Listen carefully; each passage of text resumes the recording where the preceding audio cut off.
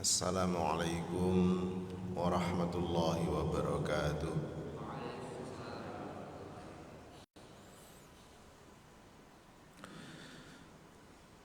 Alhamdulillahi wahdah, wassalatu wassalamu ala man la nabiyya ba'dah, Muhammad ibn Abdillah wa ala alihi wa ashabihi wa mawalah, amma ba'd. Bapak-bapak, ibu-ibu, saudara-saudara sekalian, jamaah subuh Masjid Bale Muhammadiyah rahimakumullah. Syukur alhamdulillah pada kesempatan yang teramat sangat mulia ini Allah masih memberikan kita segala-galanya, dari mulai yang nampak sampai yang tidak nampak, dari mulai dilancarkannya seluruh urusan-urusan sampai dengan hal-hal yang mungkin itu menurut kita sumbatan, tapi justru itu menjadi starting point dari pintu masuknya dikirimnya Allah keberkahan-keberkahan. Walhasil kita merasa sangat berhutang budi, tetapi dengan cara apapun kita yang dhaif ini tidak bakalan bisa membalas jasa dan budi, keluhuran, kekuasaan dan kasih sayang Allah kepada kita. Walaupun 24 jam kita gunakan untuk mujahadah khusus dalam rangka membalas anugerah-anugerah Allah ini, tetap tidak sebanding dengan nikmat anugerah yang sedemikian besar. Ma'asyarul muslimin rahimakumullah. Saya masih ingin menyambung dari materi yang saya sampaikan subuh bulan yang lalu. Dan alhamdulillah bulan ini kita sudah berada di posisi kurang lebih ya, sudah masuk di pertengahan, bahkan lebih ya, Rabiul Awal. Dan kita syukuri Allah masih berikan kita kesempatan, umur, sehingga bisa memberi pengabdian yang lebih terukur lagi.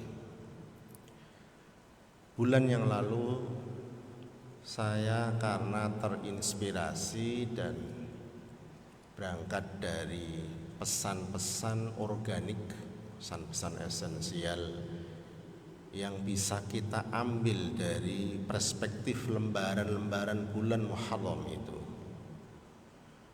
Dan Rabiul Awal ini secara aksiologi justru hijrah itu dinapaktilasi oleh Nabi. Hijrah itu ditunaikan oleh Nabi. Maka saya sering dalam beberapa kesempatan ketika ngomong begini, bahwa salah satu bulan yang cukup legendaris itu diantaranya adalah Rabiul Awal.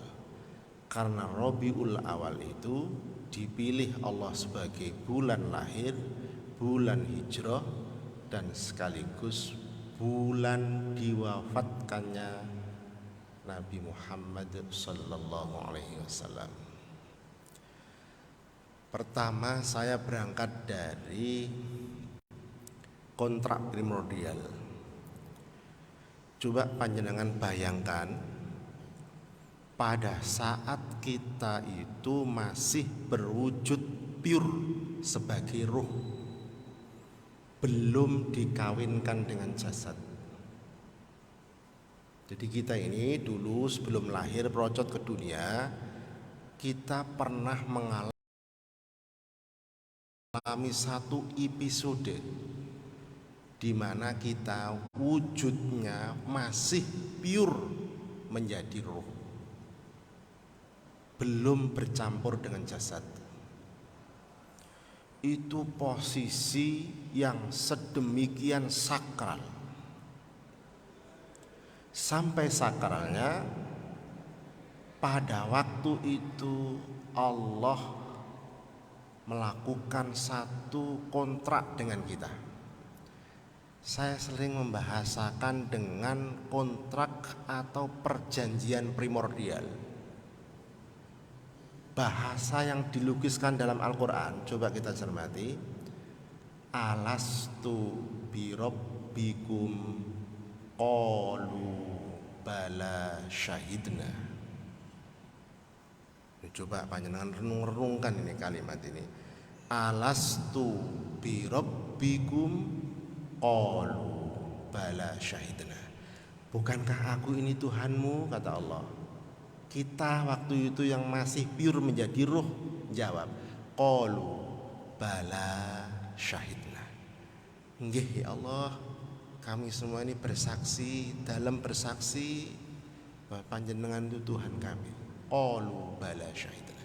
Itu berlaku semua, termasuk orang dalam sejarah hidupnya itu sangat hitam dan kelam.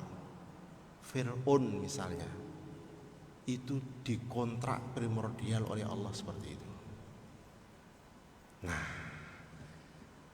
ma'asyarul muslimin rahimakumullah, lalu kenapa ketika roh itu sudah dikawinkan dengan jasad, itu sangat dinamik perjalanan kita ini. Kan? Sangat dinamis, dan masing-masing kita ini membawa sejarahnya sendiri-sendiri.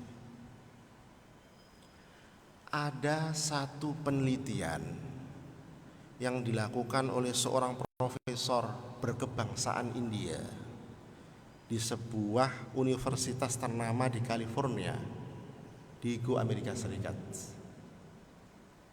Namanya profesor ini Vilayanur Rahmachandran.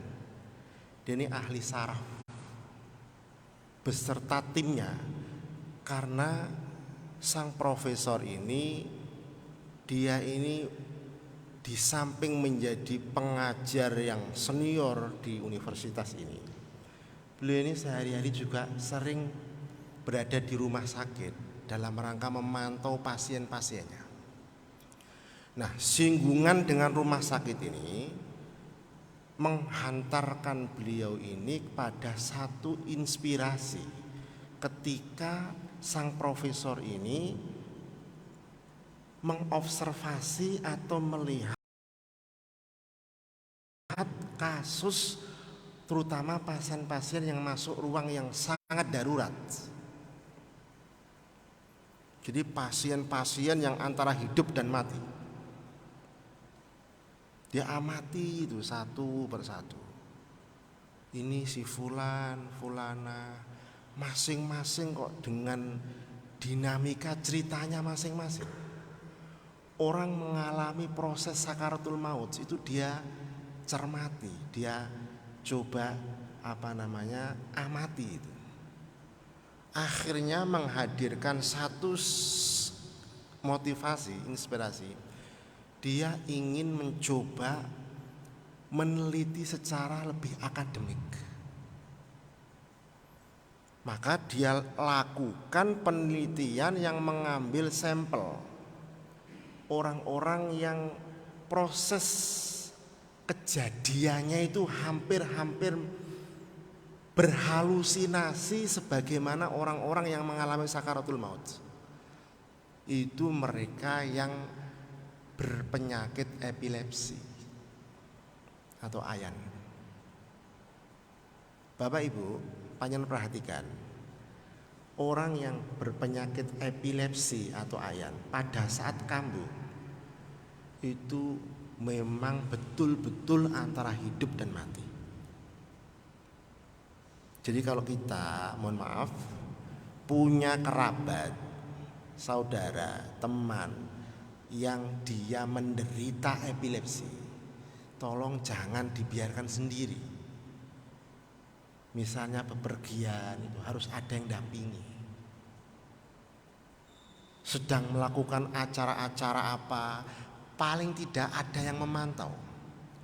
Karena sewaktu-waktu penderita epilepsi atau ayan itu bisa kambuh di mana saja, tidak peduli tempat. Dan kalau sudah kambuh itu luar biasa. Kalau tidak cepat terrecovery itu bisa fatal.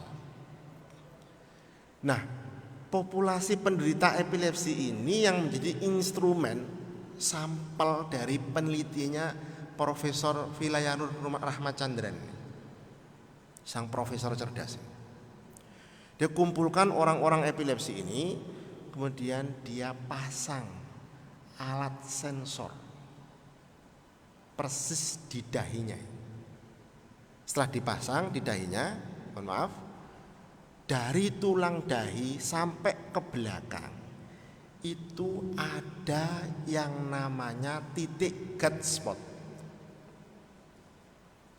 Ini bahasa-bahasa dia ya. Saya ketika membaca hasil riset beliaunya ini, saya tertegun. Membaca hasil risetnya beliau ini, saya tertegun. Saya teringat kejadiannya Fir'aun ketika Fir'aun megap-megap ditenggelamkan oleh Allah bi asbab mukjizatnya Nabi Musa ketika itu. Cuman sayang para jamaah, itu terjadi sudah sangat terlambat.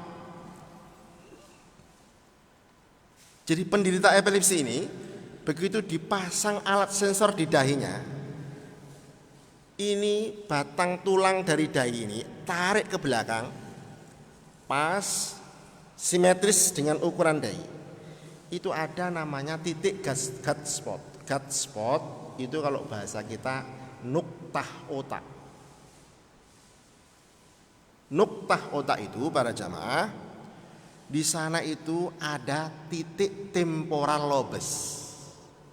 Panjenengan mesti bingung bahasa-bahasanya. Ini bahasa saya kutip dari hasil risetnya sang profesor ini. Masih berbahasa Inggris.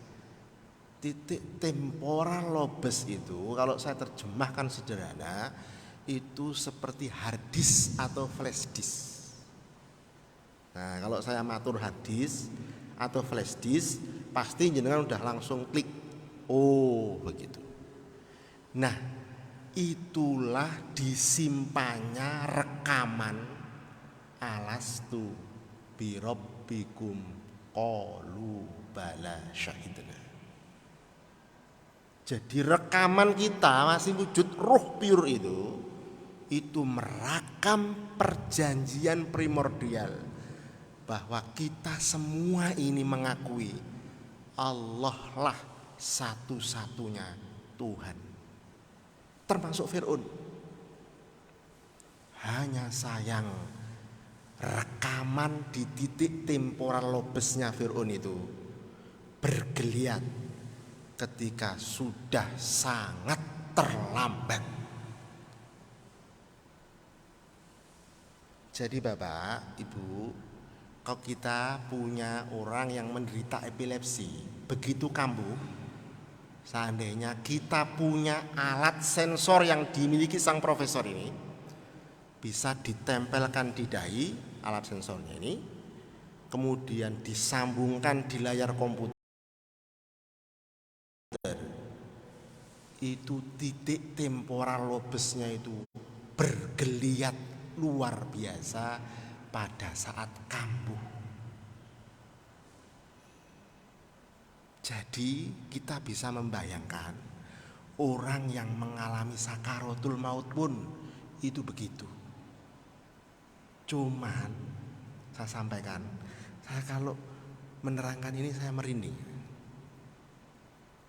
saya. Kalau dia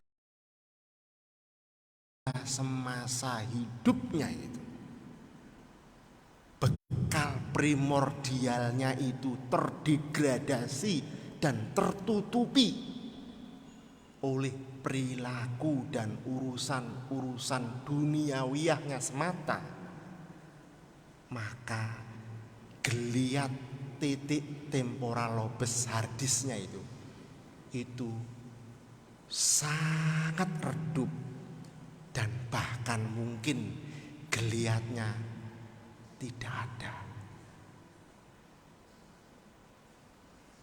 Kalaupun ada, mohon maaf, itu sudah sangat terlambat.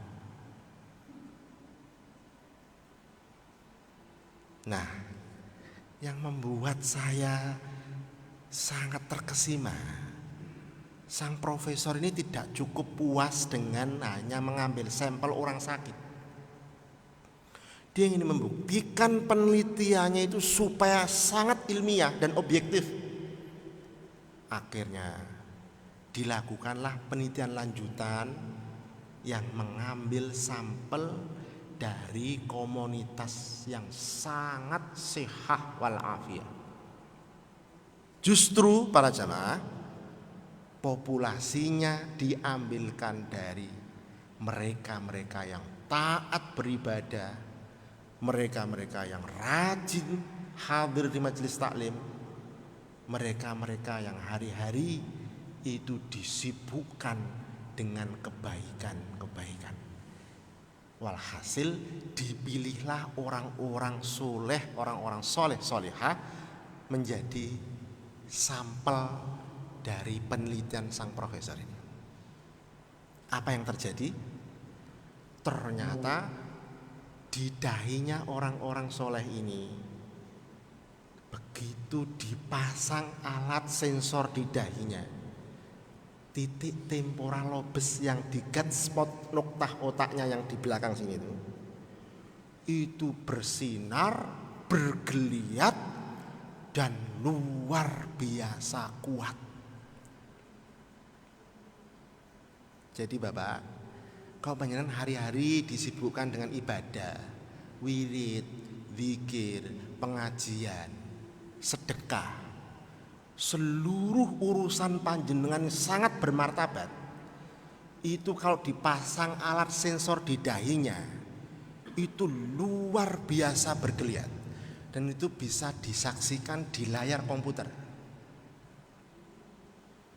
Pada saat yang sama, sang profesor ini mencoba untuk memasangkan alat sensor ini pada komunitas yang jauh dari kebajikan. Apa yang terjadi? Begitu ditilii di layar itu, geliat titik temporal lobesnya datar sekali. Panjenengan pernah melihat orang sangat kritis kondisinya, kalau dipantau dari alat atau media itu kan, kalau masih hidup kan jantungnya kan begini tuh Pak. Pernah menyaksikan? Ya, belum menyaksikan kan di televisi kan banyak itu ya. Kan begini kalau masih hidup decakannya itu ya. Kalau udah mati kan set gitu. Nah itu dia itu datar sekali. Apa Pak pelajaran yang bisa kita ambil dari hasil risetnya sang profesor ini? Wong nek kulino uripe jauh dari teritori kebaikan, itu bekal-bekal rekaman-rekaman primordial yang dulu rohnya belum dikawinkan dengan jasadnya, itu tertutup dan tertimbun oleh perkara-perkara duniawiyah. Jadi saya membayangkan ketika Fir'aun megap-megap itu, ada kesadaran di situ. Maka dia bergeliat. Tapi sayang, kesadarannya Fir'aun ini sudah sangat telat. Panjenengan renungkan dalam-dalam, Apa kita mau bernasib seperti Firaun? Begitu malakul maut sudah mulai memegang ruh kita yang mau dicabut dari jasad kita ini, kita baru sadar, oh iya, ternyata selama ini aku terlalu disibukkan dengan urusan-urusan yang menjebak. Kuwatun robbaniyahnya tertimbun. Lafzul jalalah yang di situ la ilaha illallah, Allahnya ini itu sumir karena tertutupi oleh kekuatan-kekuatan yang lain. Lalu apa kekuatan yang menutupi flash disk kita, rekaman hard disk kita ini? Kok gak bergeliat tadi itu? Di antara kekuatan yang mendegradasi kekuatan kuwatun robbaniyah itu, satu di antaranya disebut sebagai kuwatun bahimiyah. Kuwatun bahimiyah itu begini Bapak Ibu, orang kalau sudah dia terpapar kekuatan kuwatun bahimiyah, kui pikirane dan hatinya itu sudah jatuh terlalu ke bawah. Makanya bahasa akademik, kalau kita rajin menyambung yang di atas itu kan namanya vertikal. Panjenengan coba lihat ke sini, vertikal itu begini. Ini karena saya nggak mungkin kan ke sini nyentuh lantai. Ini anggap saja ini lantai, ini bumi. Meja ini anggap saja bumi. Nah, pucuknya jari ini anggap saja ini singgasana Allah di arsy. Paham ya? Orang kalau dia itu potensi primordialnya itu produktif karena disiram dengan ibadah, dipupuk dengan wirid zikir, ya, dirawat betul dengan kebaikan-kebaikan, itu otomatis nanti urusan panjenengan yang di level horizontal ini itu nderek. Kan dari bawah lurus ke atas. Jadi wong nek ngopeni perkara-perkara langit, perkara bumi niki nderek. Perkara bumi ini mboten usah jenengan terlalu seriusi. Kalau jenengan serius itu mengurusi urusan langit, perkara bumi ku terkonek, bisa difahami? Tapi kalau panjenengan terlalu sibuk dengan urusan horizontal itu begini. Ketinggal ya. Panjenengan hanya bisa ke samping kanan dan ke samping kiri. Susah untuk take off ke langit. Sebelum saya lanjutkan, sakit difahami. Kita kalau terlalu masuk, terlalu terjebak dengan urusan-urusan bumi dan sampai terkubur di situ, untuk take off ke langit itu susah. Karena posisinya ngeten. Jenengan paling-paling hanya bisa gelubat kalau nggak nganan ngiri.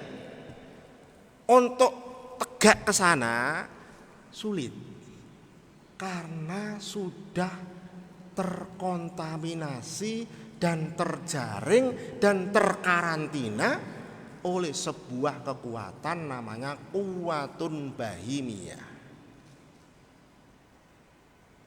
Rino wengi ku sing diurusi perkara-perkara duniawiyah ansih. Pengumuman takmir Masjid Balai Muhammadiyah kalau Ahad itu subuh ada pengajian, wis ora digagas. Masih sibuk di teritori tanda tangan proyek-proyek. Dia keluar rumah malam, pulang juga tengah malam.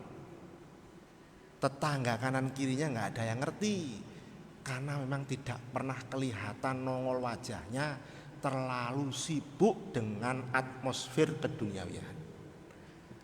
Wong nek wis ngene iki Bapak, untuk take off ke langit susahnya luar biasa. Nah itu kalau dipasang titik temporal di sini, dipasang alat sensor di sini, titik temporal lobes hard disknya, flash disknya di sini, itu tidak bergeliat. Ditambah lagi, mohon maaf, kalau ini tidak segera direcovery, maka kekuatan itu bisa lebih kuat lagi ke episode atau stadium berikutnya yang disebut dengan quwwatun sab'iyah. Quwwatun sab'iyah itu begini. Kalau tadi kan kita bahasakan kedunyan gitu ya. Dia hanya nurusi nafsu-nafsu bumi yang sedemikian menjebak itu. Rino wengi ringete iki digawe golek duit kira-kira begitu. Sampai lali softnya. Itu kalau gak diobati bisa ke stadium berikutnya, namanya quwwatun sab'iyah. Nah, quwwatun sab'iyah yang gimana? Quwwatun sab'iyah ini lebih sadis. Ini bahasanya seperti bahasa hutan belantara. Jadi kalau cita-citanya itu belum berhasil, rutenya itu harus melalui dia membunuh teman sendiri, dia lakukan. Bapak Ibu saudara, era sekarang ini kan namanya membunuh tidak harus memotong leher, tidak harus menusuk organ-organ inti dan yang lain-lain. Era sekarang ini lebih keji, karena membunuhnya itu mungkin dia masih hidup, tapi yang dibunuh itu karakternya. Bukankah fitnah itu lebih kejam dari pembunuhan itu sendiri? Dan orang sekarang membunuh karakter orang itu biasa. Jadi kalau syahwat dia ini dalam rangka nuruti cita-citanya ini, dia perlu untuk rutenya ini harus menghabisi teman satu selimut tidurnya, dia lakukan. Itu kan bengis, Pak. Jadi matanya sudah gelap, dia sudah tidak tahu halal haram, pokoknya terjang. Nah ini berbahaya. Dan ini kalau tidak sampai terobati, maka dia bisa kemudian ke stadium lanjut yang lebih parah lagi, namanya quwwatun syaitoniyah. Saya percaya panjenengan orang solih-solihah yang dipilih Allah untuk terpapar quwwatun bahimiyah, apalagi yang sab'iyah. Saya percaya jenengan mungkin insya Allah selamat. Tapi untuk tidak terpapar quwwatun syaitoniyah, nanti dulu, karena ini halus, sumir, dan sangat licik. Quwwatun syaitoniyah itu begini, Pak. Orang korupsi 1 miliar itu bisa dininabubukan hanya sekedar sedekah 1 juta. Bayangkan, ya korupsi dana bansos 1 miliar, setan briefing, Anda kan pahlawan-pahlawan kemanusiaan. Itu loh RT sebelah itu Anda sumbang 1 juta, hebat Anda ini.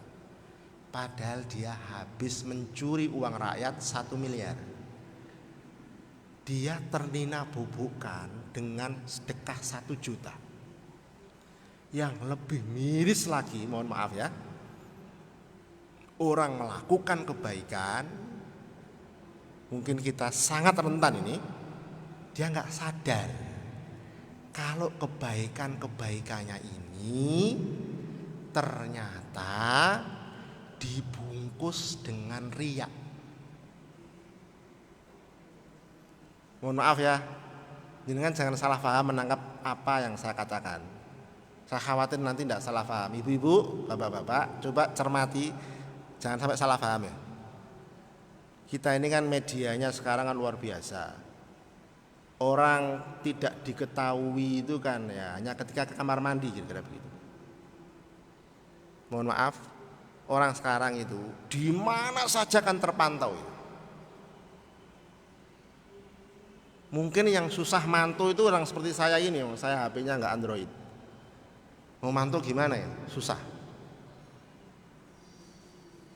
Nggak apa-apa. Orang mempublish kebaikan, kalau nawaitunya itu untuk memotivasi yang lain, dan jenengan kuat, mohon maaf ya, jenengan kuat untuk tidak riak dan sum'ah, jempol 4. Tapi sekali lagi, itu rawan. Itu rawan. Panjenengan boleh menceritakan seluruh hasanah kebajikan jenengan. Niate memotivasi. Ning pesan saya, hati-hati. Karena sangat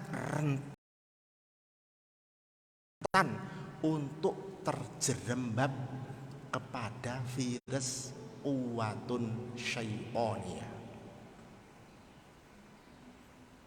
Virusnya itu riya, di situ diantaranya sum'ah dan kesombongan. Saya nggak melarang, Pak. Quran sendiri kan melegitimasi kita mau berinfak, bersedekah, mau sir atau terang-terangan, monggo. Diserahkan nawaitunya panjenengan. Dulu saya kan pernah berkisah, ada sebuah kampung, masjidnya ini sing berinfak di situ itu kok agniya yang satu ini saja. Padahal di situ banyak konglomerat itu. Akhirnya sang takmir masjid ini berinisiasi untuk mempublikasi infaknya sang konglomerat ini. Tanpa izin dulu, memang sengaja. Untuk memotivasi konglomerat yang lain, kok kotak masjid itu setiap Jumatan kok ono kempelan amplop 50 juta kok cuman dari si fulan ini saja, kira-kira begitu. Nah yang lain mana gitu. Akhirnya dipublikasilah oleh takmir masjid. Kepentingannya supaya yang lain-lain itu terketuk. Walah. Nah begitu loh, ngerti maksudnya ya? Monggo, boleh gitu. Tapi mohon maaf, saya sampaikan di sini sangat rawan jatuh, terseret dan terpapar di kuwatun syaitoniyah. Kalau itu yang terjadi, mohon maaf, syirik itu, riya itu adalah bagian syirik kecil. Tapi syirik kecil, sedikit, tertumpuk, lama-lama menjadi bukit. Padahal syirik itu yang sampaikan bulan yang lalu, innasyirka ladzulmun adzim. Itu yang menutupi bekal atau bahan atau kontrak primordial yang tersimpan di gatspot nuktah otak sebelah sini simetris dengan dahi, dan itu tersimpan flash disk atau hard disk kebajikan itu. Kalau itu sampai terjadi, mohon maaf, barangkali kita pada saat momentum yang sangat menentukan mau berpisah dengan jasad roh kita, sanak famili, mungkin anak kita yang menalkin kita, tetapi konek tidaknya itu tergantung dengan amalan panjenengan pada saat jenengan gesang itu begini atau begini. Kalau panjenengan cuman begini, panjenengan terkubur di situ, hanya bisa wirawiri ke kanan dan ke kiri. Tapi kalau panjenengan yang diurusi begini, perkara-perkara langit ini menggambarkan perkara-perkara ukhrawiyah, maka secara automatically perkara duniawiyah. Coba jenengan lihat siku saya, itu terdampar di bumi Allah. Jadi wong ini ngurusi agamane Allah, ini urusi perkara-perkara arsy, ini urusi perkara akhirat. Ojo kuatir, perkara duniawiyah itu juga akan otomatis ikut. Tapi kalau sing jenengan urusi itu hanya perkara-perkara begini, jenengan itu hanya wirawiri entuke gur prestasi jangka pendek dan menjebak. Nanti kalau roh kita sudah pisah dengan jasad, sak pol-pole sing digawa cuman kain putih.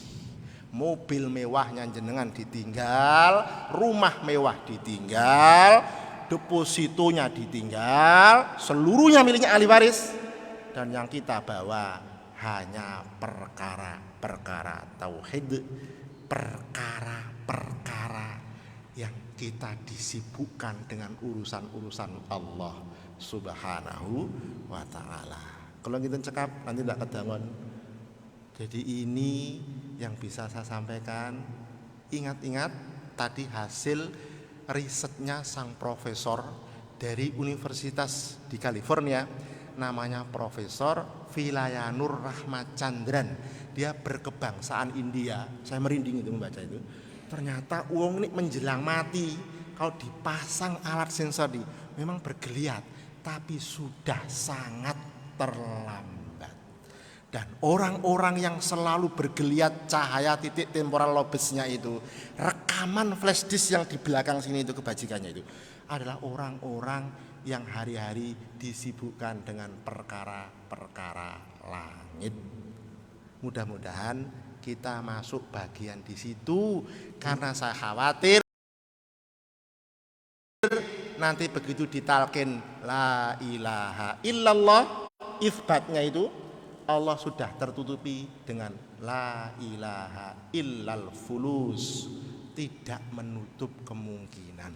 Naudzubillah, tsumma naudzubillah. Subhanakallahumma bihamdika asyhadu an la ilaha illa anta astaghfiruka wa atubu ilaik. Walhamdulillahi rabbil alamin. Wal 'afu minkum ila huna. Assalamualaikum warahmatullahi wabarakatuh.